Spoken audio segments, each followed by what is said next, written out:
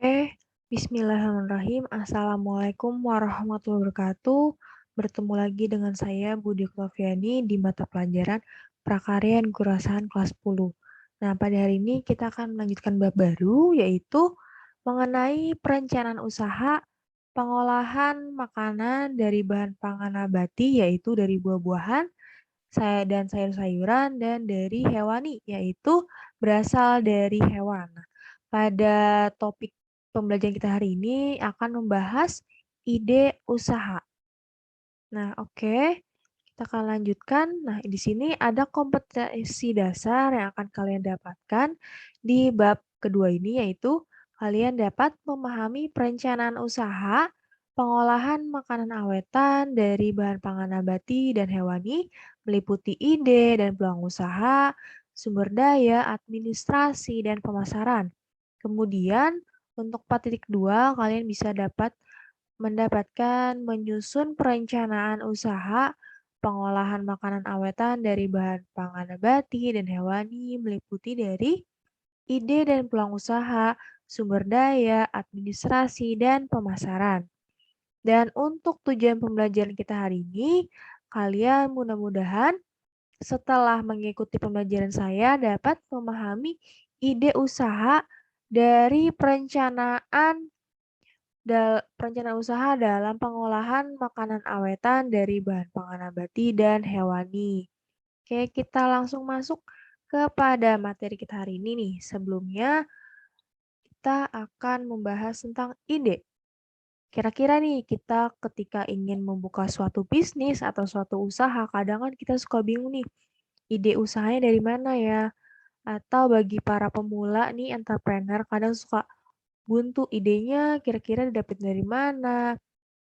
Atau ide yang terbaik itu bisa didapat dari mana? Nah, sebelumnya untuk itu Ibu akan membahas tentang pengertian ide itu apa sih? Nah, di sini ide menurut Kamus Besar Bahasa Indonesia atau KBBI adalah rancangan yang tersusun dalam pikiran. Nah, di sini rancangan-rancangan itu biasa disebut dengan gagasan. Nah, gagasan ini nanti akan muncul sebuah konsep atau dasar yang dari apa yang kita akan nanti lakukan. Nah, sehingga pengertian dari ide usaha di sini adalah rancangan atau gagasan dari sebuah usaha yang masih tersusun dalam bentuk konsep atau dasar pemikiran, atau dengan kata lain, ide dalam konteks kewirausahaan adalah gagasan kreativitas dalam menciptakan sesuatu yang baru nih, atau yang berbeda sebagai sumber keunggulan untuk dijadikan sebuah peluang usaha. Nah, itu adalah pengertian dari ide usaha. Nah, kemudian kira-kira ide usaha itu kenapa ya bisa dibilang penting dalam suatu bisnis atau usaha? Nah, ini jawaban dari kenapa ide usaha itu sangat penting. Nah, karena tanpa sebuah ide, nantinya tidak akan mengetahui langkah-langkah atau persiapan apa yang akan kita lakukan untuk memulai suatu usaha atau suatu bisnis. Nah, ini adalah ide yang merupakan suatu pondasi awal atau modal utama dalam membangun suatu bisnis atau usaha. Jadi ada yang diperlukan adalah sebuah ide usaha.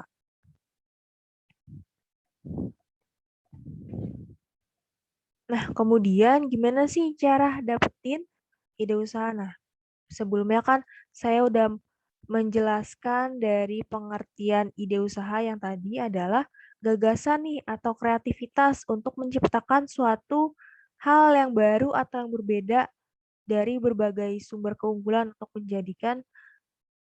menjadi suatu peluang usaha. Nah, kemudian gimana sih cara dapetin ide usaha ketika kita masih bingung mau buka usaha atau mau buka bisnis apa, kira-kira ide itu dapetin dari mana sih? Nah, ide ini usaha didapetin dari sebuah inspirasi. Nah, inspirasi itu juga didapetin dari mana? Ada yang berasal dari sumber internal sama dari sumber eksternal. Nah, bedanya apa sih? Sumber internal sama sumber eksternal. Nah, kalau sumber internal itu adalah berasal dari diri seorang entrepreneur yang di dalam sebuah diri entrepreneur.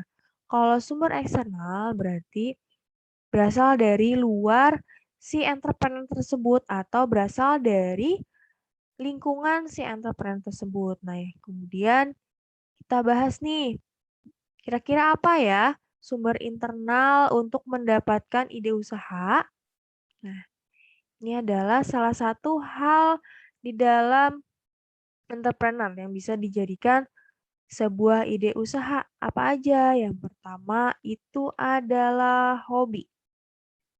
Nah, hobi ini kan merupakan aktivitas favorit nih.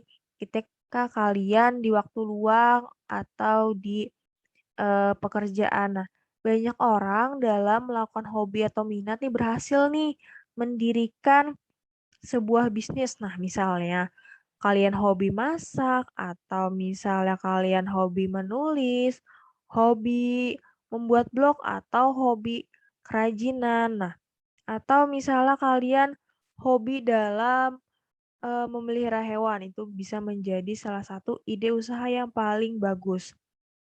Nah, hobi selain menyenangkan jika kita mengerjakannya, hobi juga bisa menjadi salah satu peluang yang sangat menjanjikan. Karena ketika kita melakukan bisnis atau usaha apa saja yang berdasarkan dari hobi atau passion kita, itu nanti akan membuat kalian tidak akan mudah menyerah gitu dalam menjalankan bisnis tersebut karena sesungguhnya emang kamu suka dalam melakukan pekerjaan tersebut. Nah, selain itu ada namanya sumber internal lainnya, ada namanya keahlian. Nah, misalnya contohnya kalian ahli dalam menulis, atau ahli dalam berbahasa asing, atau misal kalian ahli nih membuat masakan, misalnya rendang atau empek-empek. Nah, itu merupakan menjadi salah satu sumber internal juga nih dalam ide usaha. Nah, setiap orang pasti memiliki salah satu keahlian. Nah, jika diolah dengan baik, keahlian kalian itu akan menjadi modal yang besar untuk mengembangkan usaha di bidang tertentu. Nah, banyak orang nih yang mampu menemukan keberhasilan usahanya dengan cara mengasah dan mempelajari yang lebih dalam keahliannya. Nah, kemudian sumber internal ide usaha ketiga ada namanya berasal dari latar belakang pendidikan. Nah, atau background pendidikan. Nah, tidak hanya itu, peluang usaha juga dapat muncul dari background pendidikan. Misalnya apa? Misalnya seseorang nih mempunyai background pendidikan tata boga atau chef ya. Dengan latar belakang pendidikan tersebut, akhirnya nih dia dapat menciptakan sebuah aneka masakan yang baru dan dapat menjadikan sebagai ide usaha yang baru, atau misalnya seseorang memiliki latar belakang pendidikan musik. Nah, dengan background pendidikan, dia dapat menciptakan misalnya lagu yang sesuai dengan keinginan si customer. Dan akhirnya hal-hal tersebut dapat menjadikan dia menjadi salah satu pengusaha yang sukses. Nah, latar belakang pendidikan adalah salah satu hal yang penting menjadikan si wirausahawan itu menguasai ilmu usahanya nih akan nanti yang akan ia jalankan. Maka usaha pun itu akan bisa menjadi lebih berkembang jika memiliki latar pendidikan yang sama dengan usahanya. Kemudian sumber internal yang keempat ada yang berasal dari pengalaman. Nah, ini beberapa pengalaman itu merupakan guru yang paling terbaik sehingga pengalaman biasanya ini menjadi sumber nih usaha yang paling penting sehingga kamu bisa nih mencari misalnya kesalahan-kesalahan kamu sebelumnya itu bisa menjadi suatu peluang usaha. Nah, kamu bisa mencari peluang usaha dari pengalaman yang pernah kamu lalui nih misalnya dari zaman SMP atau zaman SD, kira-kira apa ya yang bisa menjadi salah satu peluang usaha atau peluang bisnis? Nah, ini adalah 4 sumber internal. Yang pertama ada dari hobi, yang kedua dari keahlian, yang ketiga dari latar belakang pendidikan, dan yang keempat yang terakhir adalah dari pengalaman. Kemudian selain sumber internal tadi ada sumber eksternal, yaitu sumber luar si entrepreneur atau berasal dari lingkungan entrepreneur untuk mendapatkan ide usaha. Nah, apa aja sumber eksternal ide usaha? Yang pertama adalah dengan cara melakukan riset dan produk usaha. Nah, melakukan riset dan produk usaha itu adalah salah satu hal yang penting. Nah, misalnya gimana? Apalagi pada saat masa pandemi kayak gini, misalnya kalian susah untuk keluar rumah. Nah, salah satu hal yang paling mudah untuk melakukan riset produk dan usaha adalah dengan cara melalui media sosial, yaitu dengan media internet atau media browsing. Nah, kalian bisa nih sangat mudah untuk ngelakuin riset dan mendapatkan ide dan peluang usaha yang inovatif atau misalnya nih kalian cari-cari nih misalnya di Instagram atau misalnya di YouTube. Nah, kalian mencari nih, kira-kira apa ya tren bisnis yang paling sekarang, yang paling dibutuhkan oleh masyarakat. Nah, itu bisa menjadi salah satu ide usaha. Misalnya contohnya adalah, oh udah riset nih di Instagram atau misalnya sudah riset di media sosial lainnya. Misalnya contohnya yang paling sekarang yang paling tren itu Kravel. Nah, itu bisa menjadi salah satu ide usaha kalian. Nah, kemudian yang kedua adalah belajar dari sukses usaha orang lain. Nah, ketika usaha yang sudah sukses atau yang sudah mapan, biasanya memiliki keunggulan nih. Dengan mengetahui keunggulan itu, kita bisa membangun usaha yang baru nih, yang serupa dengan beberapa nilai yang berbeda dengan usaha lainnya. Dengan kata lain, atau bisa dibilang itu ATM, yaitu amati, tiru, modifikasi. Jadi kalian amati nih, kira-kira apa ya hal-hal yang kalian nanti amatin atau yang tiru, kemudian apa aja ya yang akan nantinya kalian modifikasi dari si bisnis itu.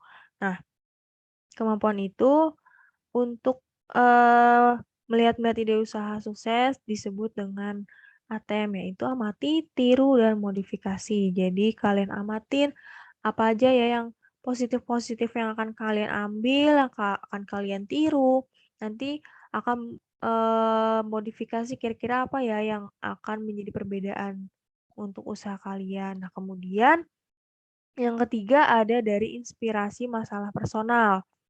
Nah, misalnya adalah hal-hal yang merupakan terkadang nih, masalah-masalah hidup di kehidupan sehari-hari itu bisa menjadi salah satu ide usaha. Misalnya nih, ojek online. Nah, si itu bisa menjadi salah satu ide usaha. Kemudian bisa juga poin keempat, belajar dari masalah orang lain.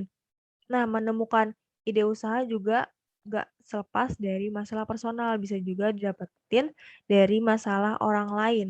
Nah, misalnya contohnya ada sosok yang bernama Nadiem Makarim. Nah, Nadiem Makarim yang sekarang menjadi Menteri Pendidikan itu sebelumnya adalah CEO dari Gojek. Nah, dia melihat masalah itu dari permasalahan orang lain. Dia itu pertama melakukan, wawancara kepada si tukang ojek. Nah, menurut tukang ojek itu mendapatkan banyak masalah ketika dia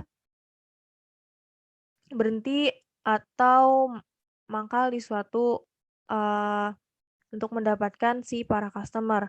Karena menunggunya cukup lama, menunggu para customer untuk naik ojek. Nah, makanya si Nadiem itu membuat suatu aplikasi Gojek untuk mempermudah para ojek untuk mendapatkan, para customer itu tidak harus menunggu lama. Nah, kalian juga bisa nih melakukan wawancara kepada orang lain misalnya, apa permasalahannya, itu bisa menjadi salah satu ide usaha. Kemudian yang terakhir, mengamati tren yang sedang berkembang. Nah, ini sama seperti poin yang pertama, dengan cara melakukan riset produk. Nah, yang kelima adalah mengamati tren yang sedang berkembang.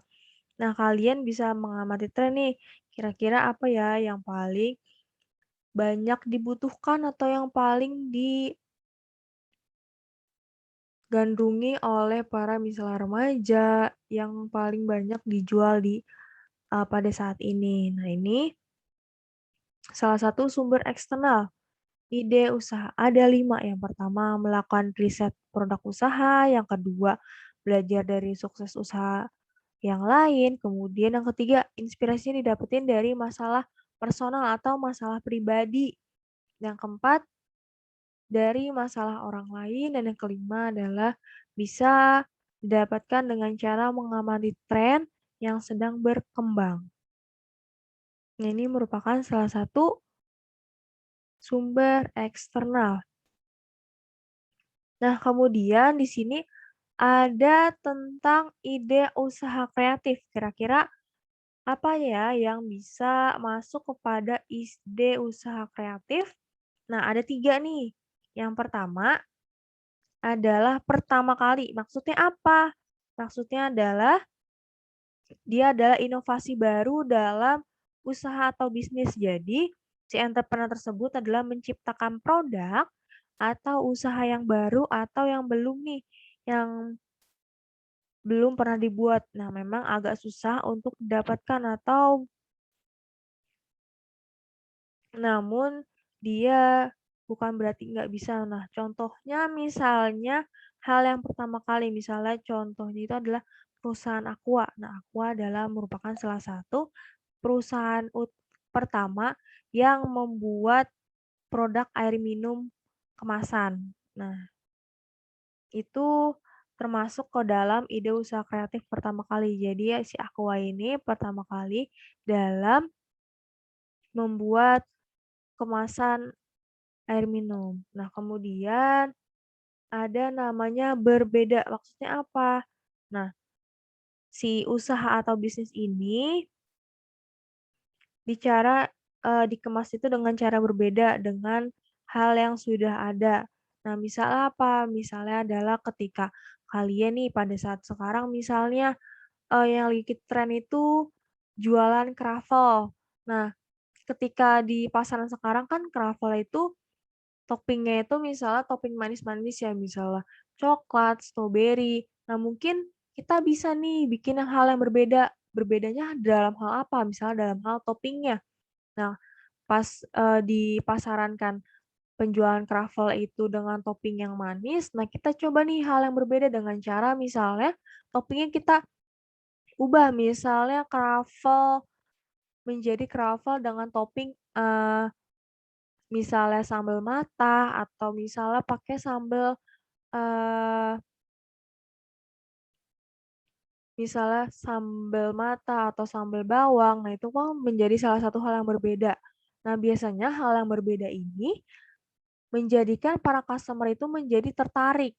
Nah, makanya disebutkan si hal yang penjualan berbeda itu menjadi masuk kepada ide usaha yang kreatif. Nah, kemudian yang ketiga, yaitu yang terbaik. Nah, maksudnya apa? Nah, ketika kita memulai suatu usaha atau bisnis itu tidak bisa menciptakan usaha yang pertama kali atau hal yang baru atau misalnya hal yang berbeda nih, kita nggak bisa nih ngebedain atau memodifikasi dari, eee, usaha yang lainnya, maka hal yang terakhir adalah bisa dijadikan adalah yang terbaik. Nah, maksudnya adalah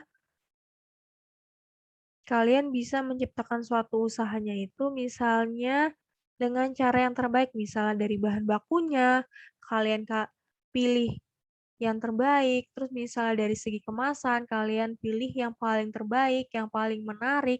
Nah, itu juga bisa masuk kepada ide usaha yang kreatif. Nah, sehingga bisa meningkatkan kualitas dari produk-produk yang di pasaran yang nantinya akan kalian jual. Nah, ini ide usaha kreatif ada 3, yang pertama pertama kali, yang kedua itu adalah berbeda, dan yang ketiga adalah yang terbaik. Nah, ini untuk materi kita hari ini tentang ide usaha. Saya ucapkan terima kasih. Assalamualaikum warahmatullahi wabarakatuh.